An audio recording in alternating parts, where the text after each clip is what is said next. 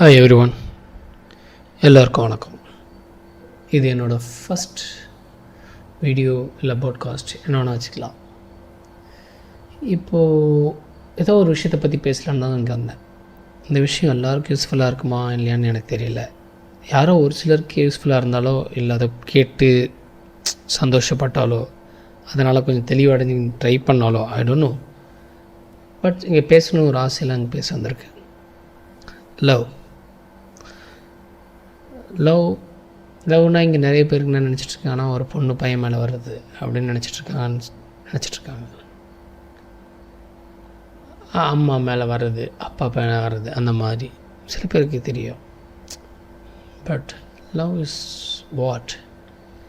நம்ம கொடுத்தா திரும்ப கிடைக்கிறது தான் லவ். அப்படி கிடையாதுங்க. நம்மக்கிட்டேருந்து என்ன இருக்கோ அதை நம்மளால் எவ்வளோ முடியுமோ, நம்மளால் என்ன பண்ண முடியுமோ நம்மளோட லவ்வை ஃபுல்லாக அவங்களுக்கு கொடுக்கணும். அவ்வளோதான். நமக்கு பிடிச்சவங்களுக்கு, அது யாராக வேணா இருக்கலாம். அப்பா அம்மாவாக இருக்கலாம், தம்பி தங்கச்சியாக இருக்கலாம், பக்கத்து வீட்டு குழந்தைங்களாக இருக்கலாம், தெரிஞ்சவங்களாக இருக்கலாம், அக்கம் பக்கத்துலலாம் இருக்கலாம், இல்லை உங்கள் மனசுக்கு பிடிச்சவங்க காதலியாக இருக்கலாம், காதலனாக இருக்கலாம், நண்பர்களாக இருக்கலாம். எல்லாருக்கும் உங்களுக்கு பிடிச்சவங்களாக இருக்கலாம். உங்களால் முடிஞ்சதை நீங்கள் செய்யலாம். உங்களுக்கு என்ன தோணுதோ, உங்களோட லவ்வை எப்படி வேணுமோ அப்படி காட்டலாம். லவ் மீன்ஸ் அன்பு தானீங்களா? அந்த அன்பை நீங்கள் எப்படி வேணால் காட்டலாம். அவ்வளோதான். அது அவங்ககிட்ட இந்த ரிட்டன் எதிர்பார்க்கறதுலாம் இங்கே தேவையில்லாத ஒரு விஷயம். அது கொடுத்தா அதில் ஒரு சந்தோஷம், அவ்வளோதானே தவிர அது இருந்தால் தான் லவ்ன்றது மட்டும் இங்கே விஷயம் கிடையாதுங்க. இங்கே நிறைய பேர் நான் லவ்வை கொடுக்குறேன், ஆனால் அவங்க என்கிட்டேருந்து எதுவுமே கொடுக்க மாட்றாங்க அப்படின்னு நினச்சி வாழ்ந்துட்டுருக்காங்க. நான் ஏன் அதை செய்யணும், நான் எதுக்கு பண்ணணும் அப்படின்னு யோசிச்சுட்ருக்காங்க. அது வேணாங்க. லவ் நம்ம கொடுப்போம். நம்மளால் எவ்வளோ முடியுதோ அது கொடுத்துட்டே இருப்போம். ஒன்றும் பிரச்சனை இல்லைங்க. அதனால் அவங்க கொடுத்தா சந்தோஷப்படுங்க. கொடுக்கலனா நம்ம கொடுக்குறதுக்கு வச்சு, நம்ம கொடுக்குற லவ்வை வச்சு, நம்ம கொடுக்குற அன்பை வச்சு நம்ம சந்தோஷப்பட்டுக்கலாம். நம்மளோட கேரக்டர் அதுக்காக மாற்றிக்க தேவையில்லை.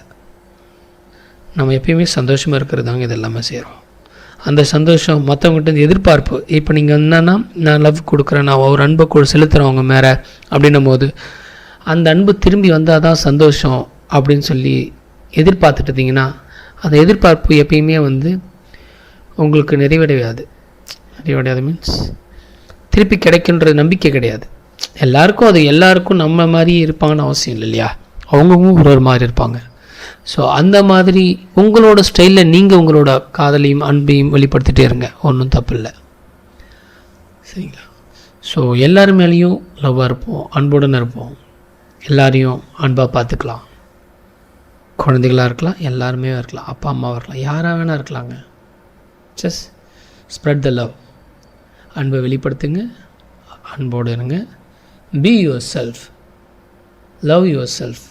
உங்களையும் நீங்கள் காதலிங்க, உங்களையும் நீங்கள் பார்த்துங்க. அவ்வளோதாங்க. இதுதான் நான் பேசணும்னு நினச்சேன். ஏதோ எனக்கு தெரிஞ்சதை நான் பேசியிருக்கேன். கரெக்டோ தப்போ தெரியல, பேசணுன்னு தோணுச்சு, பேசினேன். நன்றி, வணக்கம்.